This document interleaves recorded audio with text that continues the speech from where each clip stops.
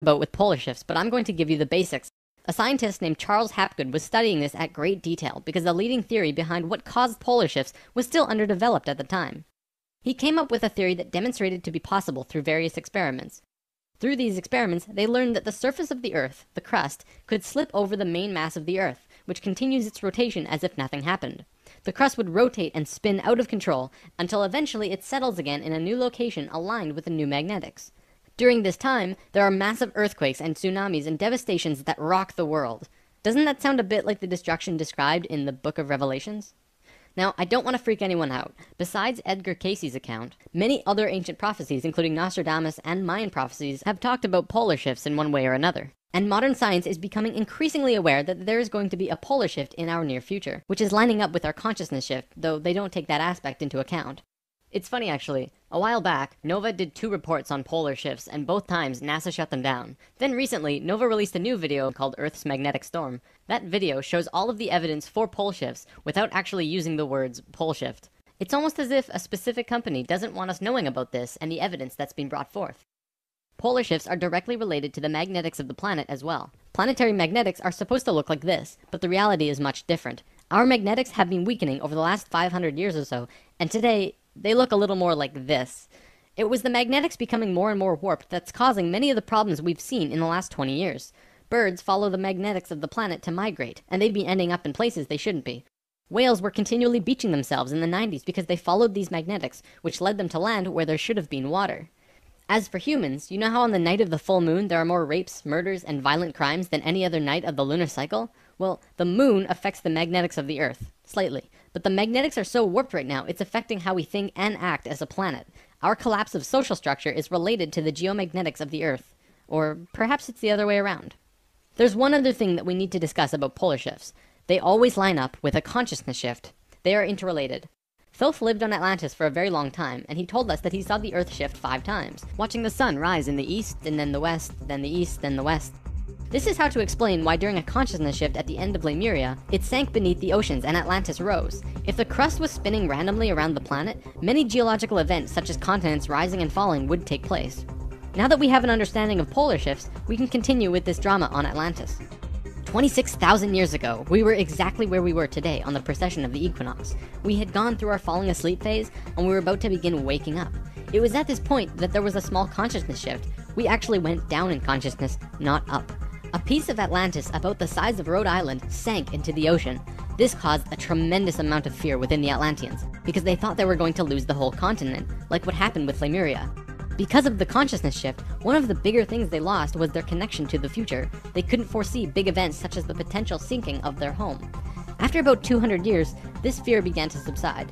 Now, in both the Bible and the Sumerian records, the accounts of Adam, Eve, and all of their children were recorded to have exceptionally long lifespans, like 900 years or so. So 200 years for us back then is like 20 years for us today. We'll explain how we got there soon.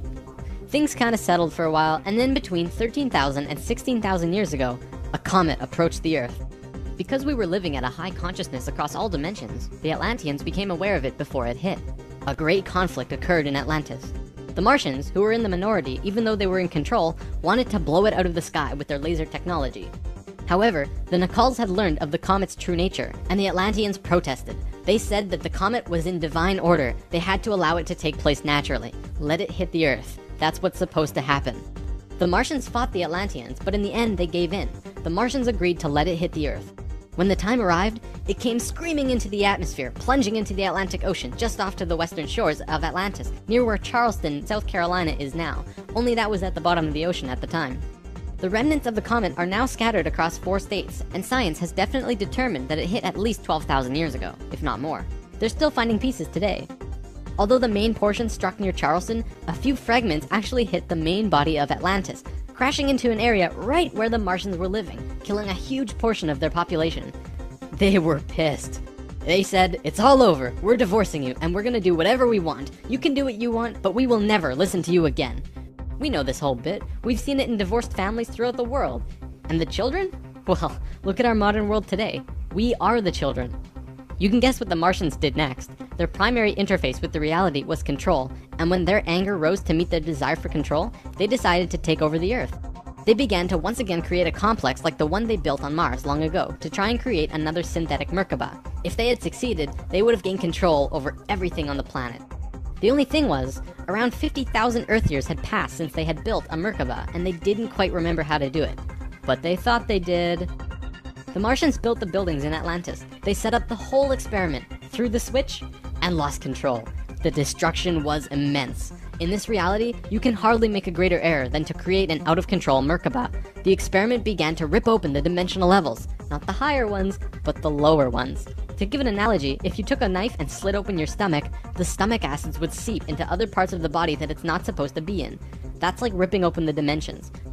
The Martians almost destroyed the Earth. The environmental disaster we are experiencing today is nothing in comparison, though today's disasters are a direct result of these events. Because of this tear in the dimensional levels, a huge number of lower dimensional spirits and beings were thrown out of their comfort zone and into these higher levels. They were forced into a world that they did not know or understand. To survive, they needed bodies, and began automatically entering into the bodies of people. For every human body, there were hundreds of lower dimensional spirits inhabiting them. These beings were Earthlings, like us, but very different, not coming from this dimension. It was a catastrophe, probably the biggest the Earth has ever seen. The reason the Nacals were special wasn't just because of their incredibly high consciousness, making them like guides of Atlantis. They also had achieved what today we call immortality. Let's just say they figured out a way to keep their body healthy and young for as long as they chose, and could choose to pass on whenever they desired it. When reincarnating, they do not suffer the great memory loss that we do when we incarnate. They did it through their expanded consciousness and tantric interdimensional sex meditations. This is how Thoth was a priest king of Atlantis for thousands of years and stayed on Earth until 15 years ago when he gave all of his memories and understanding about sacred geometry to a man named Drunvalo Melchizedek. The Merkaba is formed out of 3 star tetrahedrons overlaid on top of each other. 2 of them are counter-rotating and the third is stationary. When the Merkaba is formed with the unity consciousness, it is formed internally with love. When it is formed externally through the Lucifer experiment, it does not have that love and can become unstable very quickly. The Martians' attempt at controlling the world took place on one of the small islands in the west of Atlantis. This place today is known as the Bermuda Triangle. It's a triangle because the top of the stationary tetrahedron of the Merkaba is actually sticking out of the water there, which causes a huge electromagnetic imbalance in that area. Many planes and boats have reported to have gone missing there. They just vanished without a trace. The imbalance is multidimensional, and in many cases these ships and planes have been sucked into different dimensions, never to be seen again. That Merkaba is still there on the seafloor today, but from what I know, it's going to be corrected soon. The Nacals did their best to save Atlantis. They sent most of the lower dimensional beings back, at least as many as they could, and sealed up the dimensional tear. Despite this, the situation got really bad, really fast. All of the economic systems collapsed. Financial, social, and all concepts of how life ought to be completely broke down. Everyone on Atlantis began getting sick with weird diseases, and the entire continent went into a state of survival. Life was no longer about living. It became about surviving until tomorrow. It was a literal hell on Earth. The Nacals had no idea what to do. They were children compared to the events that had been thrust upon them. So they prayed. They prayed to the highest levels of conscious life in the universe, asking for help from anyone who could hear them. The problem was reviewed on many high levels of life, who I am drawing as the Justice League because the 11th and 12th dimensions are completely incomprehensible to us in our current state. What they told us was this: we were going to fall. We were going to hit rock bottom, level 1, the lowest place we possibly could be in the universe and still survive. Also, we were changing polarity. We were no longer a female species, so we were starting from square one as a male species. And finally, and this was the shocker, we would only have 13,000 years to return to Christ consciousness. Normally, it takes hundreds of thousands of years for a species to get to Christ consciousness. We had to do it in a fraction of the time. If we didn't, we would not survive. This has never happened before in the universe, ever. Thoth, who was the priest king of Atlantis at the time, learned that they would have to perform this experiment on themselves. They received instructions from the highest levels of life and they went on their way. Thoth proceeded with a being named Ra and Aragat, who were previous kings of Atlantis, and began the experiment. To understand what they did, we have to talk about consciousness grids. A planetary grid is an etheric crystalline structure that envelops the planet and holds the consciousness of any one species of life. This grid does have an electromagnetic component associated with the third dimension, but it also has a component for every dimension as well. These grids are geometric, of course, and science will eventually discover that there is a grid for every species in the world. Each of these grids have their own geometry and are unique. There's not another one like it, just as the species itself are unique. These grids give off light as well, and from space they can be seen as the source of the bluish glow around the Earth. What Thoth and friends had to do was create a synthetic Christ consciousness grid, allowing humans to ascend to Christ consciousness in a very short time. But first, let's talk about the science behind the grid. Perhaps you've heard of the 100th monkey experiment. Over a span of 30 years, scientists were researching a species of monkey called Macaca fuscata on an island in Japan. They were providing the monkeys with sweet potatoes by dropping them in the sand. The monkeys liked sweet potatoes, but they didn't like the sand and dirt so much. A few monkey children figured out that they could wash their sweet potatoes, and some of them taught the technique to their parents. Only a few of the adult monkeys did this though. This went on for some time until one day the monkeys who actually knew the technique hit critical mass. And bingo! The technique started spreading faster than it did before. Monkeys started learning it really easily across all of the Japanese islands nearby as well as on the mainland. They knew that there had to be something that wasn't yet understood about how a species is connected to itself. So what did we do? We tried it on humans. A research team made a picture out of human faces. About 100 faces hidden within a single picture, but at first glance, you could only see about 6 or 7. They did several surveys with a few hundred people in Australia and said, alright, find the faces. Most people could only pick out 6, 7, 8, 9 or so, not many more. After that, the research team went to Britain and aired the picture on a closed cable BBC special that was shown only in England. They showed where all of the faces were, every last one. Half of the research team, which stayed in Australia, did the experiment again with new subjects. And lo and behold, people were just naturally able to see more faces. After this experiment, they knew that something definitely connects us all, and the field of noetics is learning more about it daily. It's mass consciousness. In lesson 11, I showed you the 3 levels of consciousness. Each of these levels have their own consciousness grids around the planet, and our second level grid is based on squares and triangles. Many governments of the world, especially the Russian and US governments, were studying our grids back in the 60s and probably earlier. When mapping out the grid on the planet, you find little military bases on many of the nodal points of the grid. There are tons of these bases way out in the middle of nowhere, like on little islands like Guam. This couldn't be a coincidence that these government powers placed their bases right where the little spirals came out of the grid. They were trying to take control of the grid, because if you control consciousness, you control what we think and feel. Of course, there was another organization that had its hand in both of these governments, and still do, and we will discuss them soon enough. This grid is visible through astral projection as well. 13,000 years ago, it began. Thoth, Ra, and Aragat were to create a global complex that was able to build a synthetic Christ consciousness grid over a 13,000 year time period. The first thing they did was to fly to a place which is now called the Giza Plateau, but back then it was known as the land of Chem. It was also a rainforest back then as well, not desert like it is today. First, they created a grid around the planet 4th dimensionally, and then began to construct it in the physical 3rd dimension. They went to the male energetic axis of the Earth and constructed a complex which today is called the Solar Cross.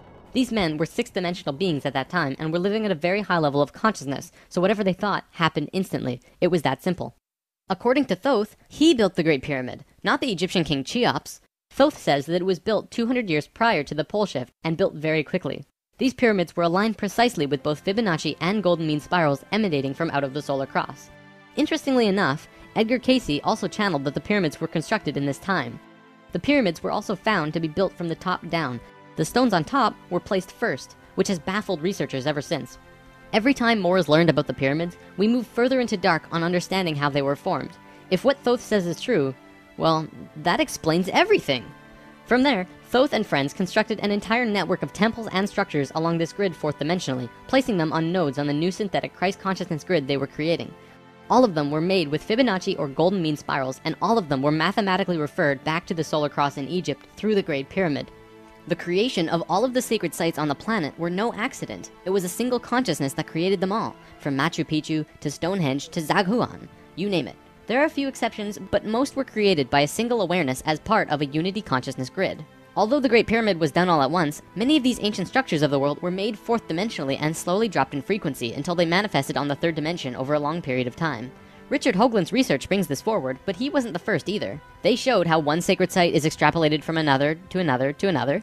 A hot topic of discussion right now are ley lines. These are simply geometric relations between sacred sites. Archaeologists are now finding these huge connections between major spiritual sites in the globe, and now we know why they're connected. These sites had to be built physically so that the Christ consciousness grid could manifest. In a way, think of the physical sites as the wiring of a giant wireless electrical system, and then it needs about 13,000 years of continuous energy flow for it to actually turn on.